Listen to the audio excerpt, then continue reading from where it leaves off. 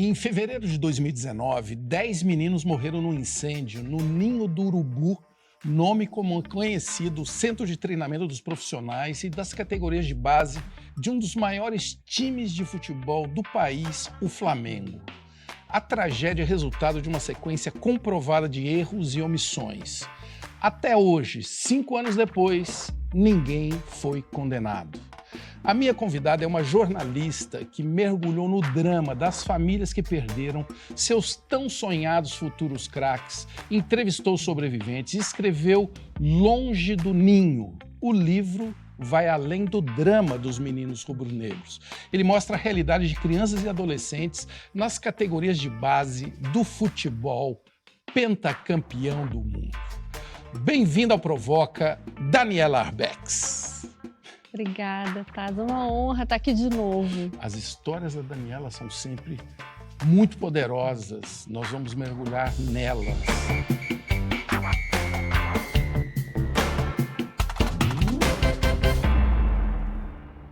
Este é o Provoca em Rede Nacional de Televisão, nas plataformas da TV Cultura, YouTube, X, o antigo Twitter, Facebook e também em podcast no seu tocador preferido.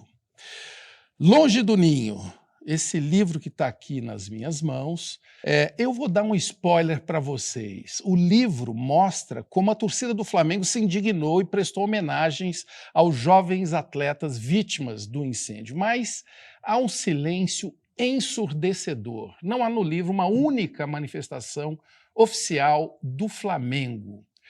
E aí, Daniela, você não procurou os dirigentes do Flamengo para ouvir o lado deles? Nós procuramos a instituição, procuramos o clube e o clube se negou a dar entrevista para o livro, o que é surpreendente, né? Como você bem colocou, Thais, quem construiu memória do que aconteceu no dia 8 de fevereiro de 2019 no Ninho do Urubu, até então foi a torcida do Flamengo, foi um coletivo de torcedores que primeiro fez um muro homenagem em frente ao Maracanã, com uma pintura que simboliza o sonho daqueles meninos, que resgata a imagem daqueles meninos, né? Por que você escolheu essa história? O que você sabia dela antes de começar a escrever? Olha, eu vou te dizer que eu fui escolhida pela história. Nem sempre é o jornalista que escolhe as histórias que ele vai contar. E neste caso, o Longe do Ninho nasce para mim quando eu fui procurada por uma das mães de vítima, a mãe do goleiro Bernardo. Eu dei uma entrevista em rede nacional sobre o meu livro Arrastados. E imediatamente me mandou uma mensagem. E naquele momento, a gente teve uma mensagem assim na internet? Na rede social, para falar que assistiu a entrevista, que ficou muito tocada e tal. E aí, a gente, naquele momento, foi uma conversa de mãe para mãe. Somente isso. Só que ela começou a me mandar fotos do Bernardo. E uma das fotos que me atravessa é quando eu vejo ele dormindo com a bola. Porque o avô dele foi goleiro e dizia para o neto que para ser um bom goleiro precisava ter intimidade com a bola. Aí aquilo me atravessou de uma forma que eu falei, eu preciso contar essa história. O Ninho do Urubu, se não é o mais moderno centro de treinamento da América Latina, é o segundo ou o terceiro. Por que pegou fogo?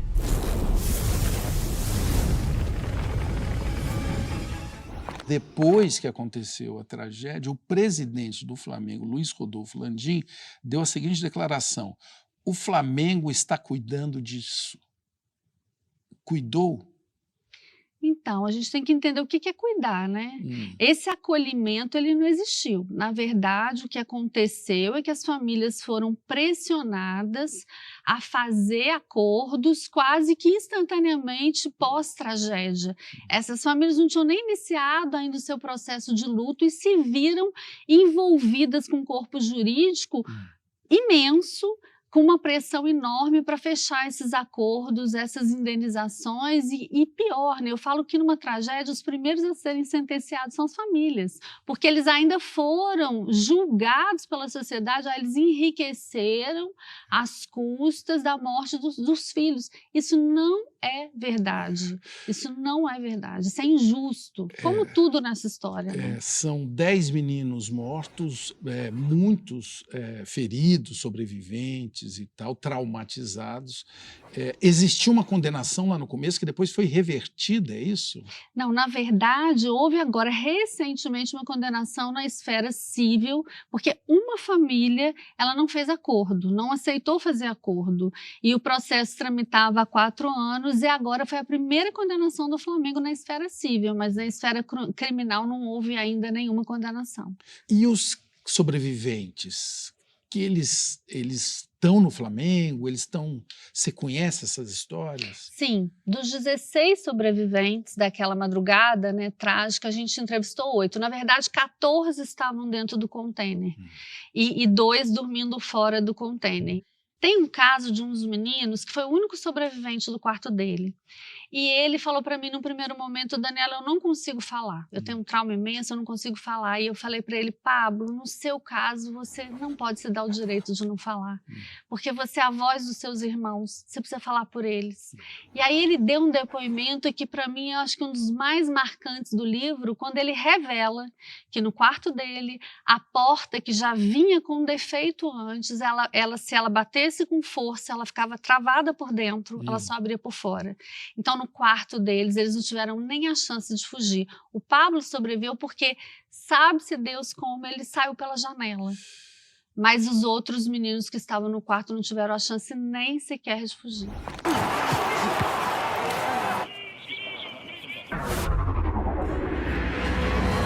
Nós é raça na pele e no manto. Clima quente, o jogo começando. É que verde e amarelo hoje traz esperança pra um povo que só vem chorando. Brasileiro não desiste nunca. É hora de honrar nossa história e calar esses... Vamos ver hoje quem tem mais voz. Você falou de quarto e de container. Que lugar era esse onde os meninos ficavam? Então, era um alojamento, era uma estrutura de aço que era utilizada pelo Flamengo, não como alojamento. Desde 2010, o Flamengo passou a usar essas estruturas de container porque eram mais baratas, mais rápidas, é um método construtivo mais barato. Enfim, dentro do centro de treinamento, mas em 2016 é que os meninos foram transferidos de um prédio de alvenaria em que eles estavam, que eles chamavam de prédio velho, para essa estrutura. O que chama atenção, Thais, é o seguinte: de 2012 a 2019, o Flamengo recebeu inúmeras oportunidades dos órgãos públicos do Rio de Janeiro para adequar o atendimento oferecido aos adolescentes em formação. E os meninos não tiveram nenhuma chance. E recebeu multa? Recebeu multas irrisórias? Quanto foi a multa? Cada multa R$804. 800?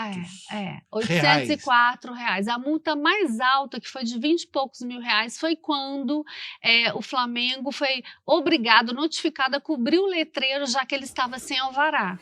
E aí eles fizeram toda uma engenharia para que... como é que nós vamos cobrir o letreiro? Se a gente cobrir o letreiro, a imprensa vai descobrir que a gente está sem alvará.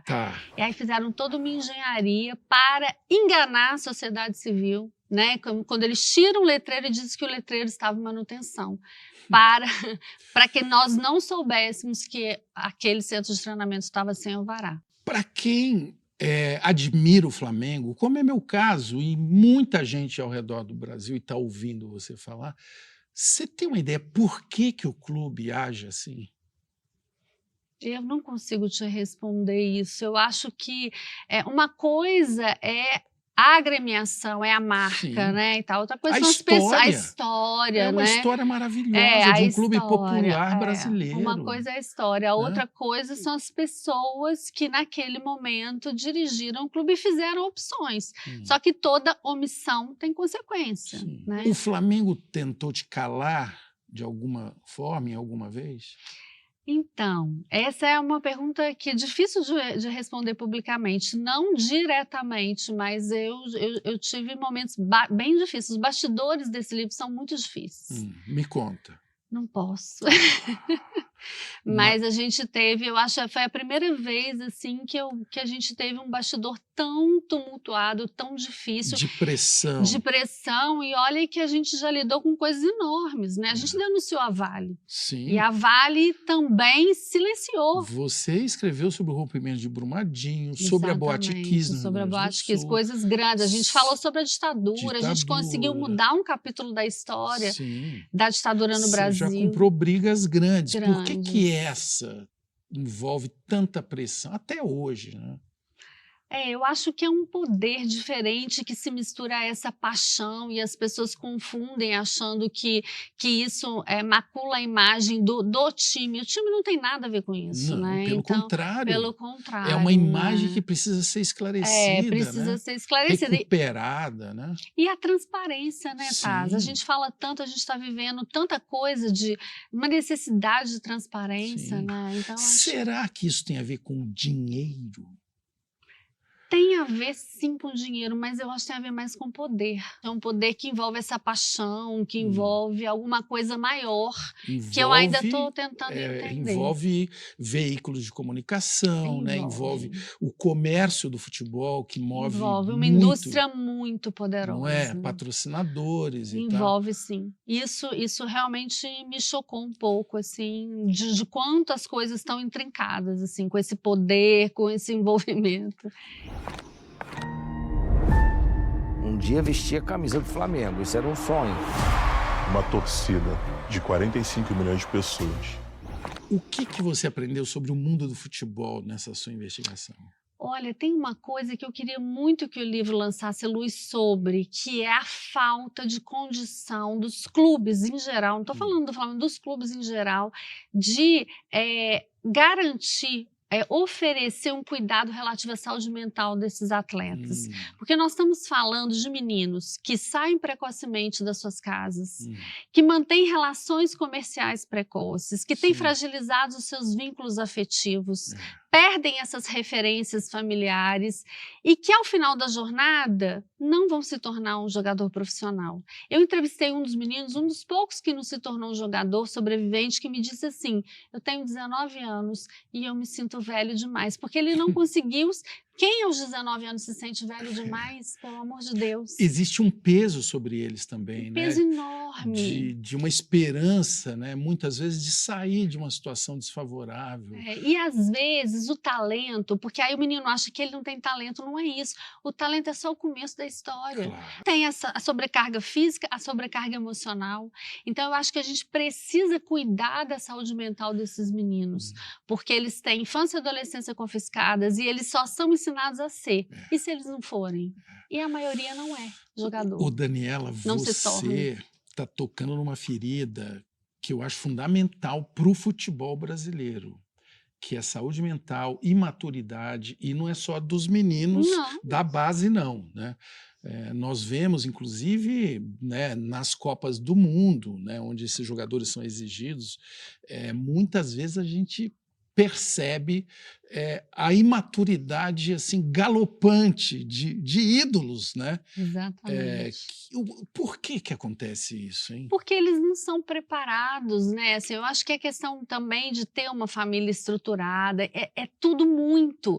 E acho que a imprensa tem muita culpa nisso. Então, vamos falar, a gente aumenta tudo, então é o imperador, é o fenômeno. E eles começam a se sentir deuses, entendeu? E aí acima do bem, do mal, e eles são só seres humanos. Né? Então eu acho que essa falibilidade que o ser humano tem e que a gente acaba colocando nas costas desses ídolos algo que eles não podem dar, porque eles são seres humanos, eles não são os deuses que nós, a imprensa, a gente coloca. Então a gente também contribui para criar esse mito, né? E aí se ele não vai bem, como é o caso de jogadores que recentes, né? Quantos a gente tem? E que às vezes numa temporada eles não vão bem. Eles já não prestam mais. É muito complicado. Ou mesmo que aconteceu recentemente, que para mim é um exemplo de alguém que estava numa blindagem e teve que acordar, que é o Daniel Alves, pois né? Exatamente. Que passou por esse episódio, onde se comprovou o que aconteceu ali, e durante muito tempo ele tentou fingir que não aconteceu nada. Que não aconteceu nada. Tem a ver com isso que você Tem tá a ver falando? com isso, tem a ver com a sociedade violenta na qual a gente vive, machista também, né? Em que esses semideuses ou superdeuses acham que podem tudo e não entenderam até hoje que não é não.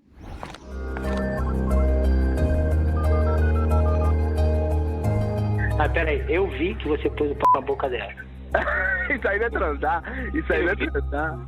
Meu medo é sair esse negócio na imprensa, tá ligado, mano? Aí de novo, Pô, mulher... não pode, mano. A mulher Não já era Copa, já era casamento, minha mulher chorando pra c... Com toda essa cultura que endeusa essas pessoas e elas esquecem de quem elas são.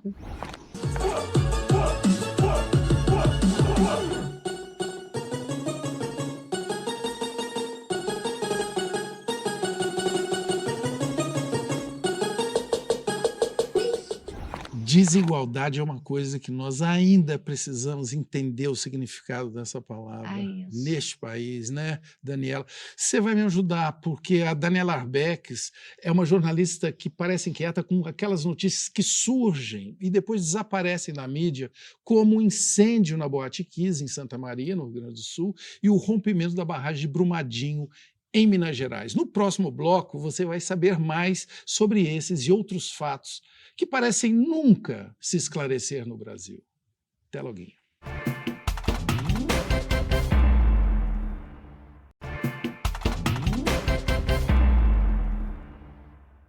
Quase 2000 anos atrás, Plutarco dizia assim: a omissão do bem não é menos repreensível do que a prática do mal. A minha convidada, a jornalista Daniela Arbeques, produz livros que mostram as consequências da omissão. Tragédias como o incêndio na Boate Kiss, no Rio Grande do Sul, ou do rompimento da barragem de Brumadinho, em Minas, que aconteceram porque alguém deixou de fazer alguma coisa. Ô, Daniela, você está com o Plutarco? Deixar de fazer o bem é mesmo fazer o mal? Com certeza, exatamente. Ser conivente com o mal, é isso. Eu falo que as pessoas falam, Daniela, mas você só escreve sobre tragédias. Eu falo, não, você está enganado. Eu escrevo sobre as omissões que causam tragédias, é diferente.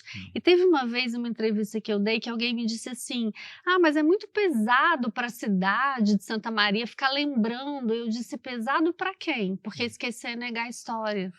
E se a gente esquece, a gente repete os erros do passado que nos fizeram chegar até aqui. Então, o meu trabalho é incômodo porque ele faz lembrar o que a gente só quer esquecer. A Boate Kiss, eu acho que é um combo, né, desse Brasil do jeitinho, né? Porque vai desde o alvará, o que foi feito antes, durante e depois, o julgamento. É o Brasil do jeitinho. Qual dessas partes que você gostaria de acentuar no caso da Boate Kiss? Nossa, eu acho que a gente precisa combater essa cultura de impunidade. Eu acho que a justiça precisa dar uma resposta para essas famílias. É inaceitável num país em que acontece uma tragédia evitável, em que 242 jovens morrem, que 11 anos depois você chegue 11 anos depois sem justiça, sem uma resposta. Quer dizer, ninguém teve culpa. Então a culpa é dos meninos que saíram de casa naquela madrugada. De quem é a responsabilização? Essa resposta precisa acontecer. E no momento em que há um julgamento, em que esses réus são condenados, e você dá para as famílias uma sensação de justiça para em seguida arrancar dessas famílias essa sensação. Por exemplo, eu vi famílias que, marido, casal, que se reconectou depois do julgamento. Sim. Pai que voltou a trabalhar depois do julgamento. Isso tudo foi arrancado deles de novo. Sentinela sul. Sem justiça para eles não vão poder descansar. E nem nós. O sistema de justiça ele precisa ser revisto. Tem gente querendo fazer pergunta para você. Marcos Linhares, Daniela, o que você sente quando o que você escreve serve como base que ajuda na obtenção de justiça, como foi o caso de Todo Dia a Mesma Noite? De fato, assim, foi muito emocionante para mim. O Ministério Ele Público... está se referindo, desculpa, ao livro, né? Todo Dia a Mesma Noite, a história não contada da Boate Kiss, que está aqui nas minhas mãos, que virou série também no Netflix. Isso. Foi muito emocionante para mim quando o Ministério Público agrega, né, O livro Todo Dia, Mesma Noite ao processo, anexa o livro ao processo. Mais do que isso, na leitura da sentença que condenou os réus a mais de 20 anos de prisão, o juiz cita o meu livro 9 vezes. Então, assim, é incrível, porque eu acho que o jornalista, eu sou uma contadora de histórias, mas muito mais do que tocar o outro, que a gente quer tocar o outro, a gente quer transformar realidades. A gente quer que o nosso trabalho seja uma referência para mudar uma realidade. Em que pé que está o caso da Botkiss, do julgamento? Então, na verdade, o julgamento foi anulado e os pais lutam hoje na justiça para anular, para reverter a anulação. Tá. Foi, inclusive, marcado um novo julgamento que aconteceria agora, no final de fevereiro, em Porto Alegre, e os pais conseguiram evitar que esse novo julgamento acontecesse, porque eles querem tornar válido aquele anterior. Sim, eles quiseram que não acontecesse, porque senão teria que começar tudo de novo. E olha, eu fiquei lá todos os dias do julgamento, os 10 dias. O sofrimento, a revitimização, é uma coisa absurda. O que aqueles pais tiveram que ouvir e que tiveram que ver, né? Então, assim, passar por tudo isso de novo, eles não aceitam isso e estão lutando para tentar reverter essa anulação.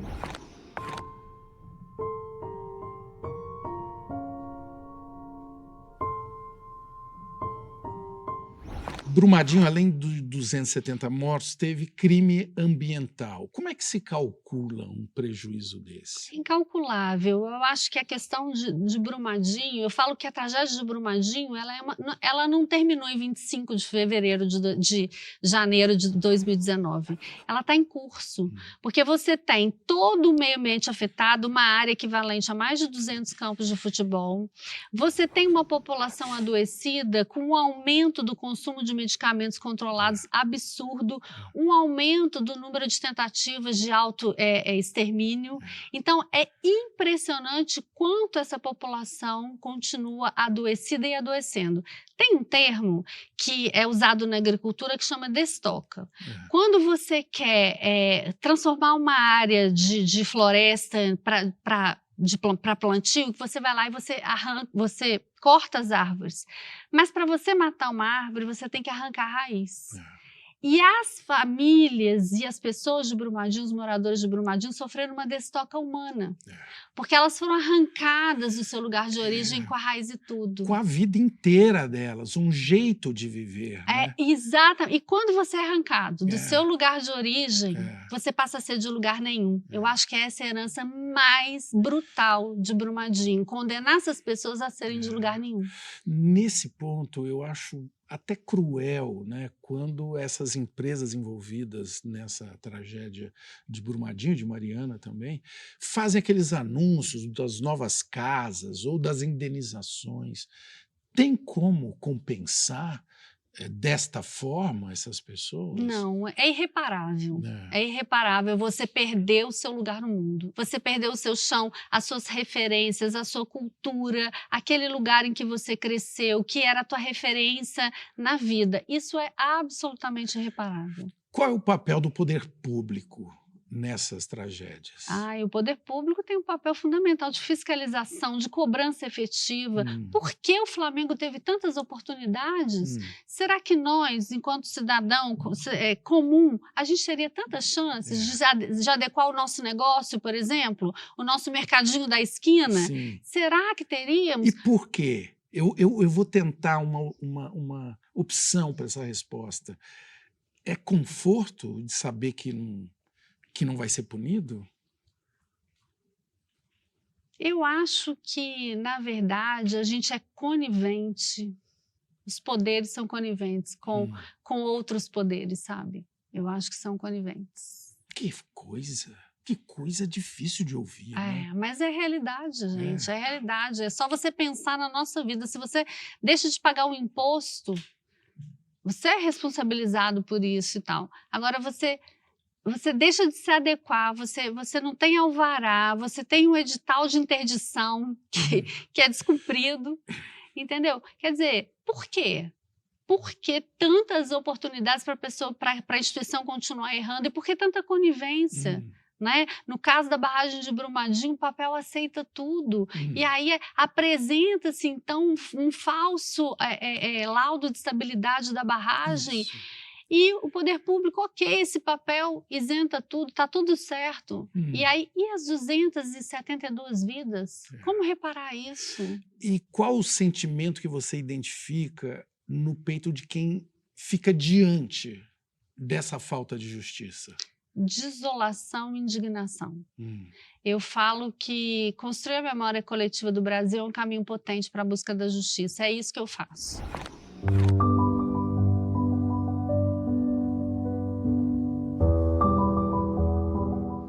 Como é que você volta para casa, mulher, depois de um mergulho desse? Esses 2 anos lá em Santa Maria, como é que acontece isso? Então, você sabe que, assim, no caso do Rio Grande do Sul, eu fiquei muito afetada.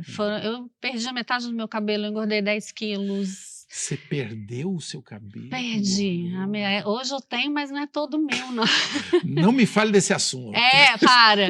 Mas então, assim, eu voltei para casa muito afetada, mas eu acho, o momento em que tudo fez sentido para mim foi quando uma das mães recebeu o livro antes de chegar nas livrarias e ela escreveu para mim assim: receber teu livro foi como receber minha filha de volta.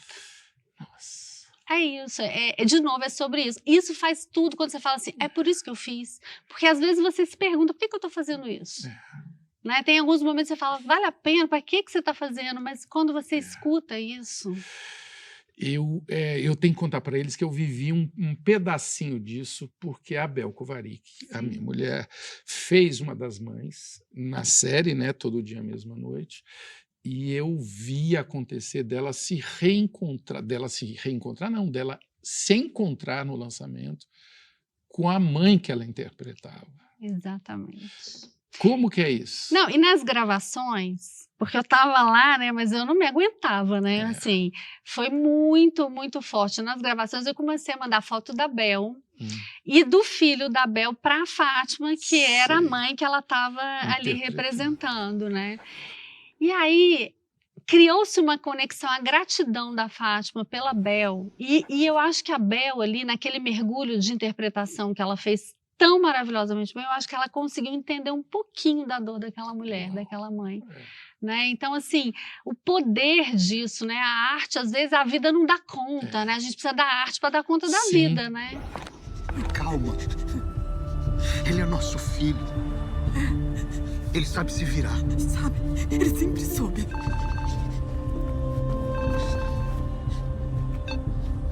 Alô? É ele. Pode falar.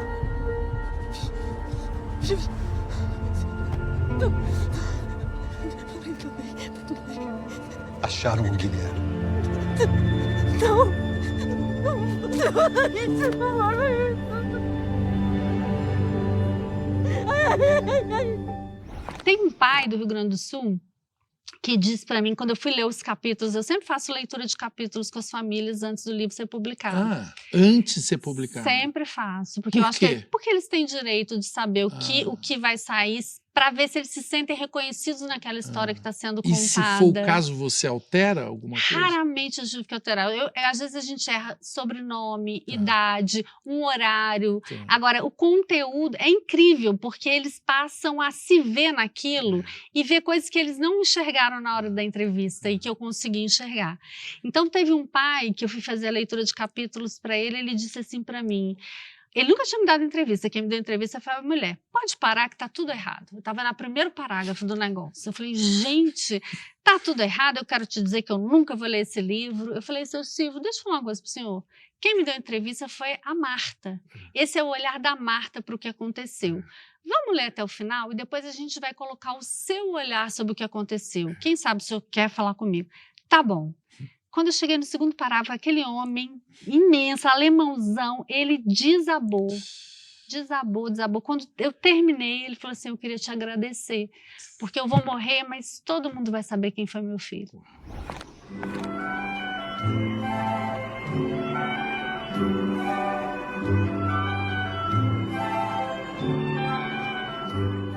O mergulho realmente é muito profundo. Para tocar o outro, você tem que se deixar tocar. Você dorme bem? Durmo bem. Tem pesadelos? Muitos.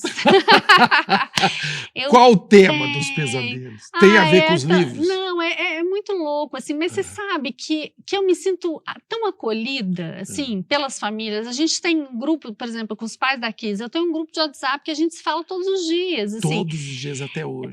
Todos os dias, assim, e a gente, para além da literatura, entendeu? Então fica parecendo assim, ai, você carrega um peso. Não, não é peso. Essas pessoas, elas agregaram a minha vida, elas não passam, elas ficam. Sim, é uma história que continua. Continua e que você sai maior, que você fica maior, porque você aprende com outro ser humano, sabe? Me fala de arritmia literária. Ah, isso é problema sério.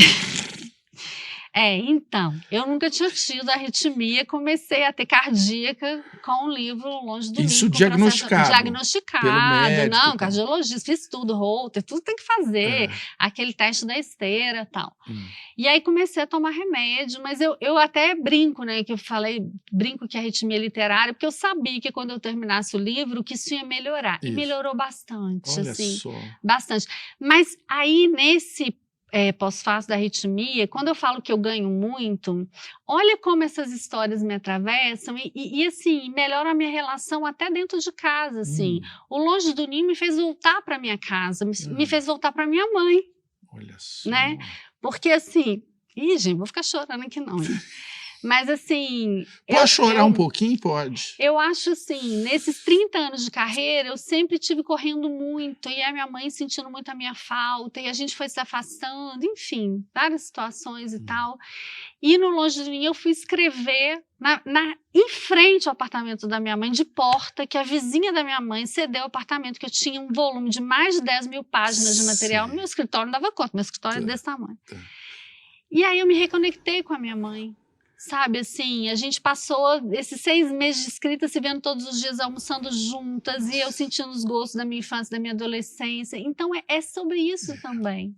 É a vida que se chama esse negócio, né? É vida. Esse trem aí se chama vida. Esse trem que é poderoso e que é tão potente, né? A palavra, ela tem uma potência.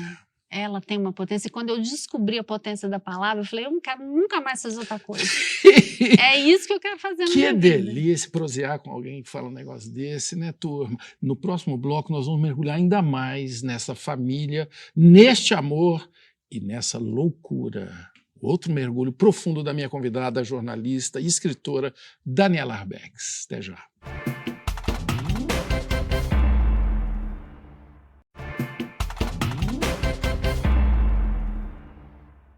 Nos anos 70, quando cursava o ensino médio na EPICAR, Escola Preparatória de Cadetes do Ar, eu morei em Barbacena, uma cidadezinha simpática nas encostas da Serra da Mantiqueira, em Minas Gerais. Na época, o lugar era conhecido como a cidade das rosas e dos loucos. As rosas eram exportadas para o mundo todo. Os loucos viviam trancafiados no Hospital Colônia, uma instituição criada em 1903 para cuidar dos chamados desajustados da sociedade. Os 200 leitos iniciais rapidamente se tornaram insuficientes. Há relatos dramáticos já nos anos 50 das condições subhumanas do hospício, onde muitos pacientes chegavam pela estação ferroviária de Barbacena. Ô, Daniela, o que era o trem dos loucos? Você sabe que essa expressão trem de louco, ela foi criada por Guimarães Rosa, nosso grande escritor brasileiro, e que durante muito tempo nós, mineiros, repetimos essa expressão sem entender a origem. E ele estava se referindo exatamente a esse trem da solidão coletiva, que era o trem que só fazia viagens de ida, para deixar essas pessoas em Barbacena. O que é mais impressionante é que, da mesma forma que os judeus foram encaminhados para os campos de concentração nazistas em vagões de carga, esses candidatos a loucos, né, eram encaminhados para o Colônia de trem. De trem mesmo, né? Mesmo, em vagões de carga também. E o vagão chegava na estação ferroviária de Barbacena e havia uma linha que ia diretamente direto para o hospício, hospício, é isso? A gente, no documentário Holocausto Brasileiro, a gente conseguiu entrevistar o maquinista que que operava essa linha, né? E aí é muito interessante porque uma fala dele reflete toda a cultura de uma época higienista, que eu acho que existe até hoje. E ele disse assim, seu Mário Lara, minha filha, não tinha nada de diferente não, só um vagão escrito, vagão para louco, e ninguém podia ir lá. Então é isso, né? Quando ele conta essa história, com essa naturalização, essa banalização do mal, né? Então ele achava que ele estava fazendo o trabalho dele, que o hospital estava fazendo o trabalho deles, né?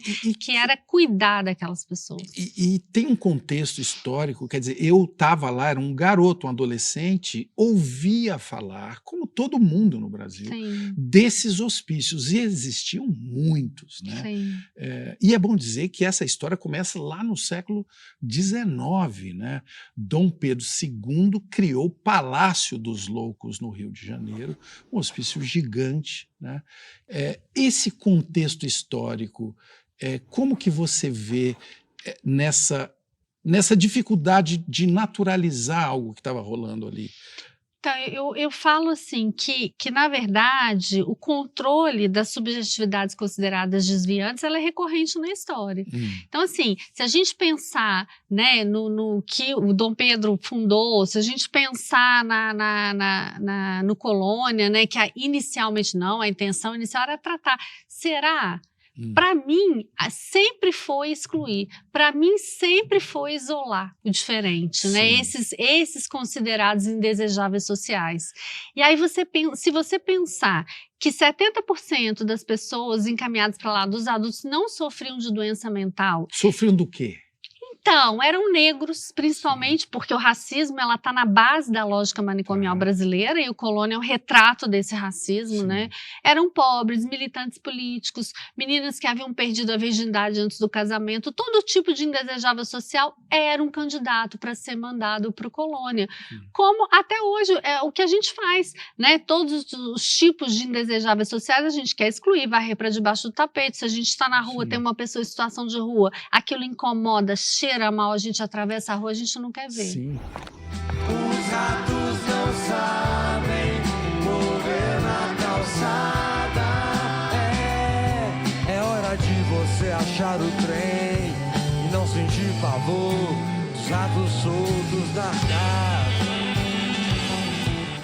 Você tem medo de rato? Eu tenho medo de rato. Porque rato solto em casa cria um ambiente de loucura, né? Cria. Você fica meio... De desespero. Fazer o quê, Fazer né? o quê? E a gente tem que pensar essa questão que você está falando, né? Porque essa analogia é perfeita com o que acontecia em Barbacena, no Colônia, né?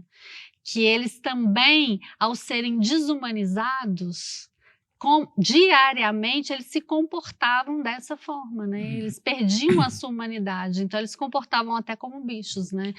Tanto é o caso da mulher que come a pomba viva no pátio e fala, eu estou morrendo de fome, porque ela foi sendo desumanizada ao longo de todo o período que ela estava ali.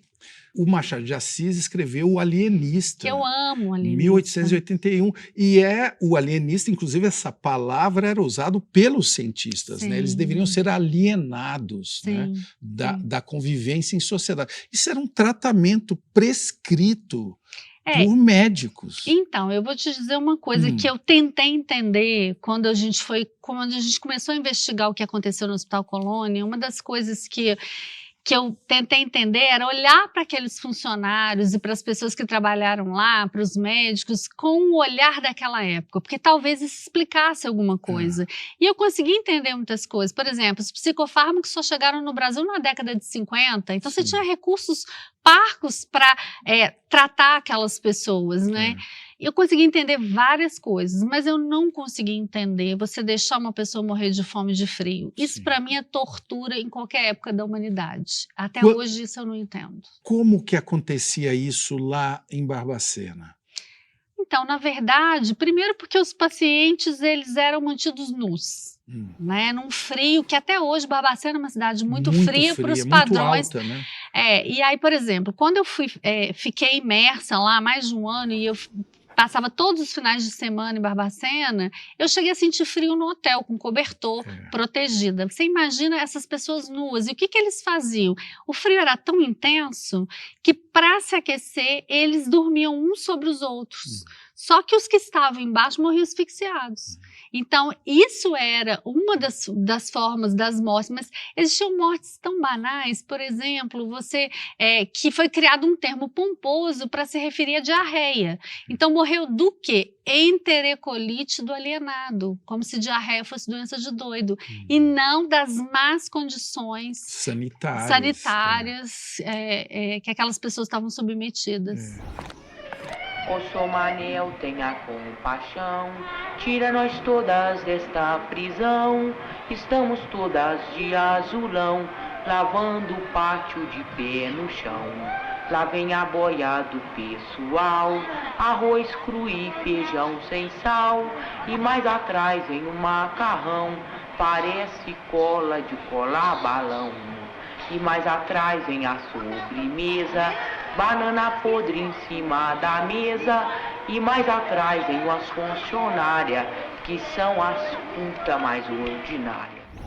Esses lugares funcionavam baseados, né, em teorias de cientistas respeitados como Pinel, Esquirol, que era um discípulo dele.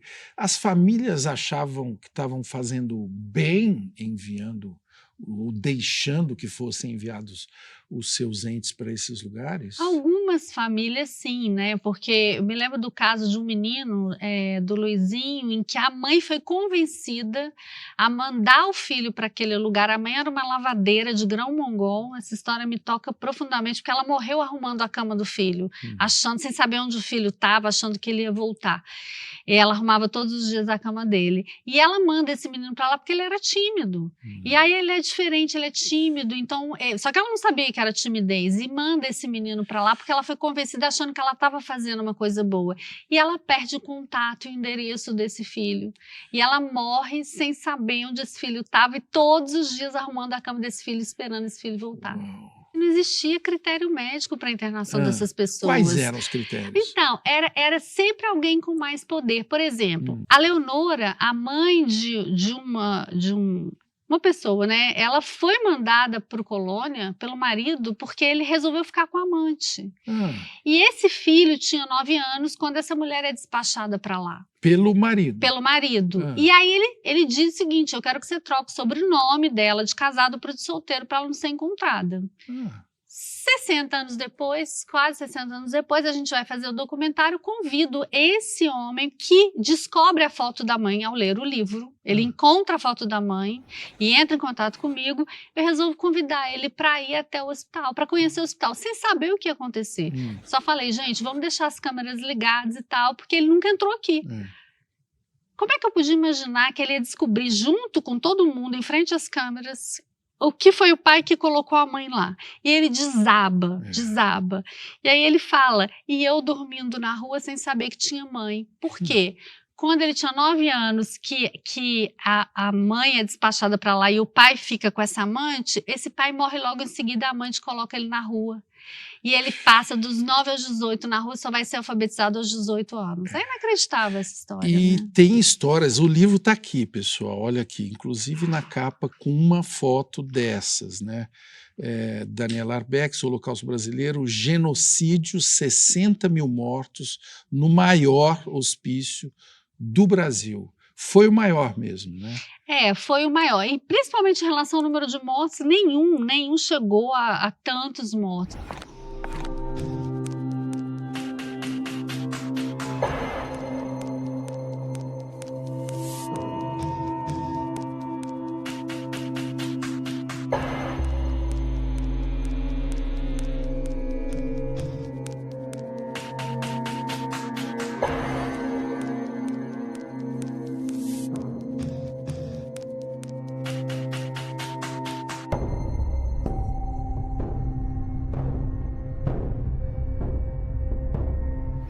Investigar a loucura, como você fez você questionar a sua sanidade? Total. Olha, nossa, esse mergulho é um mergulho tão difícil. Eu imagino. Mas deixa eu te dizer uma coisa, por isso que eu falo assim, eu ganho muito assim, nesse processo de aprendizado. Teve uma personagem do livro, porque era assim, os funcionários se sentiam acusados com o meu trabalho, acuados, e não queriam falar de jeito nenhum diferente dos sobreviventes, que queriam contar suas histórias, queriam existir para o mundo, né? E aí, então, foi dificílimo falar com os funcionários. Barbacena até hoje é uma cidade dividida entre quem agradece porque essa história foi contada e quem nega essa história até hoje. E aí eu cheguei na casa dessa mulher e ela disse na primeira entrevista, tinha nada disso não, hein? Isso aí, nada disso.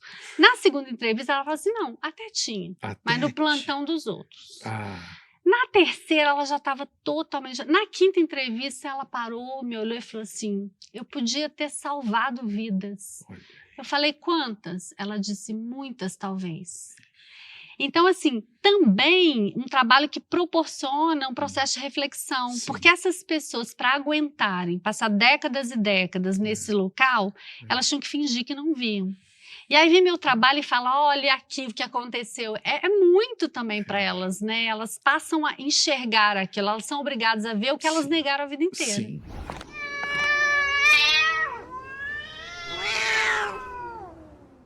Você acha que a gente é tudo doido mesmo? Eu acho que a gente é bastante. Bastante mesmo. Vamos ouvir umas perguntas aqui para você. Tabata Alves, sobre as tais clínicas, entre aspas, para tratamento de dependentes químicos, não seria reprodução do que aconteceu em um passado não tão distante? A quem caberia olhar efetivamente para esses locais que têm se proliferado? Está falando de clínicas para dependentes químicos, né? A pergunta é maravilhosa, né? A gente precisa falar que a saúde mental continua em disputa no Brasil e a gente precisa falar que essas comunidades terapêuticas são reedições atuais desses hospícios, né? Porque nesses lugares que são mantidos com verba pública, você tem a religião imposta ali, as pessoas são obrigadas a trabalhar, elas sofrem castigos físicos e elas são internadas compulsoriamente. Então a gente está reeditando aí com muito sucesso esses modelos manicomiais que nos trouxeram até aqui e que nos envergonham. A quem interessa isso? Interessa, se a gente pensar, interessa aos donos, a quem tem o poder, porque isso movimenta muito dinheiro. Olha só. Né? Eu ouvi uma palavra uma vez, é forte, mas ela é real, né? O doente mental, um cheque ao portador, é isso, né? Então, quer dizer, cheque, nem tem mais cheque hoje, mas os entendedores entenderão. Não, mas é isso mesmo, porque tem um volume de recurso aí. Um volume imenso, de público. Remédios, né? De uma indústria farmacêutica. Tem uma coisa do dinheiro público também, né, que vai às vezes compulsoriamente. Se você pensar que as comunidades terapêuticas, elas na última década saltaram de 2.000 leitos para 10.000, alguém está ganhando muito dinheiro com isso. Como os donos de hospitais psiquiátricos ganharam muito dinheiro. Olha, se você pensar, a luta antimanicomial e a reforma psiquiátrica começam no final da década de 70. Mas só em 2001 o Brasil aprovou uma lei de atenção ao portador de transtorno mental. Nós levamos, então, quase 21 anos para a gente ter uma lei que falasse, olha, a gente vai extinguir os leitos de baixa qualidade, porque o hospital não é lugar de moradia. Já no século XXI. Né? O Machado escreveu Alienista no século XIX. Você também pode fazer perguntas aqui no Provoca, é só usar a hashtag Provoca nas redes, no YouTube, X, Facebook, tá certo? Olha aqui como fez a Márcia Árabe. O que você tem a dizer para quem insiste em voltar com políticas de encarceramento, aumentando verbas para comunidades terapêuticas e para leitos de hospício, em vez de investirem mais no SUS? Tenho a dizer que o cuidado em liberdade é inegociável, custe o que custar. Eu acho que a gente precisa vigiar, ao termo vigiar, né? A gente precisa vigiar porque qualquer passo atrás, a gente caminha muito rápido para esse passado de barbárie que nos envergonha. Mas nos envergonha mais ou menos, né? Porque a gente reedita ele o tempo todo.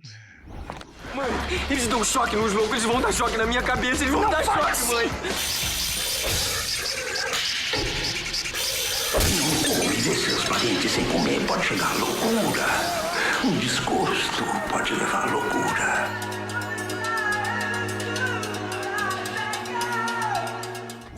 Como que você escolheu ser jornalista? Na minha adolescência, eu convivia numa comunidade espírita chamada Casa do Caminho, que eu convivo até hoje, com uma mulher que é personagem da minha primeira biografia, Os Dois Mundos de Isabel. Ela vai fazer 100 anos esse ano. Uma médium. Uma médium gigantesca que tirou mais de 500 crianças das ruas. Quando eu conheci essa mulher, eu fiquei embasbacada. Eu não sabia que tinha alguém dessa dimensão, assim, tão gigante, capaz de se doar para o outro. Isso me impactou de tal forma que eu já queria fazer jornalismo, mas isso influenciou a minha escolha pelo jornalismo comunitário. Tanto é que eu nunca quis sair de Juiz de Fora. Eu sempre quis estar na rua com a comunidade, nesse jornalismo em que você sentia diretamente o impacto do seu trabalho.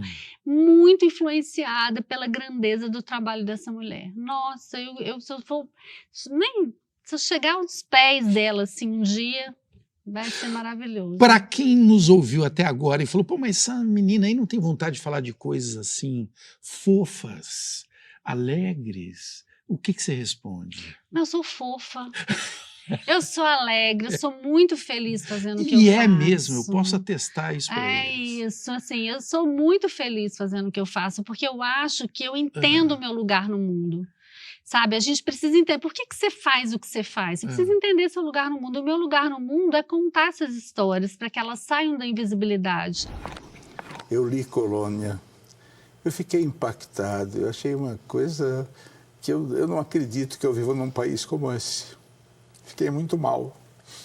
Mas nem o poder sabia de Colônia. Você conseguiu uma coisa muito difícil.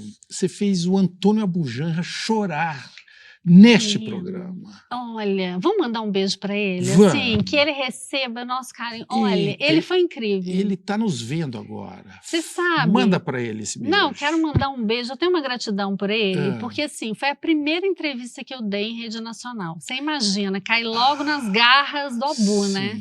Tava apavorada. E aí, quando eu cheguei, assim, ele foi tão generoso. Todo mundo, ele é ácido, temido, não sei o quê.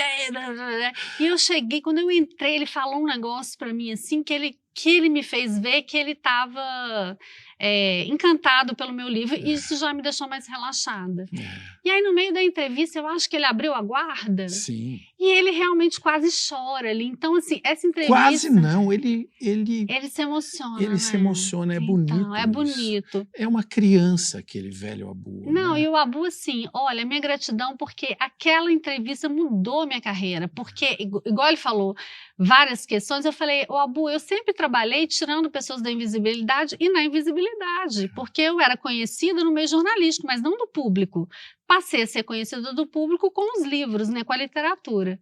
E aí ele, de repente, ele me coloca, assim, joga um holofote para mim que eu nunca tinha tido. Então ele alavancou ali aquele momento para mim. Eu tenho essa gratidão, porque eu pequenininha ali, né, pequenininho Juiz de Fora, né, em Barbacena, e vem esse monstro e me acolhe daquele jeito. Ele conseguiu ser tão afetivo, tão generoso, né?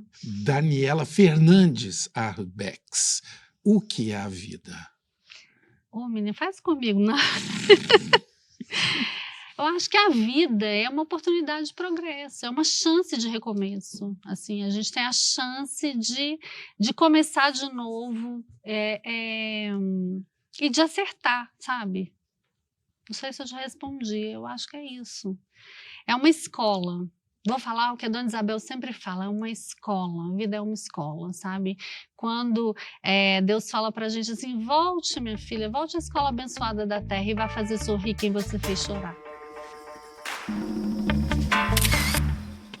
Conta uma loucura sobre você que o pessoal lá na sua casa não sabe. Ih, não posso contar. Pode, conta só pra mim. Isso, conta só pra mim não, aqui. não posso. Vai, não, não, menina, corta. Vai, só não. Escuta. Sim. Como que você conseguiu fazer o Abu chorar aquele dia? Menina, que poder é isso? Nem eu sei. Olha, aquele homem tá no meu coração. Será que foi uma coisa dos espíritos? Será que ele tá por aqui? Não sei se ele tá por aqui, mas que ele recebeu o nosso carinho, ele recebeu. Recebeu? Então, mandar um beijinho pra ele.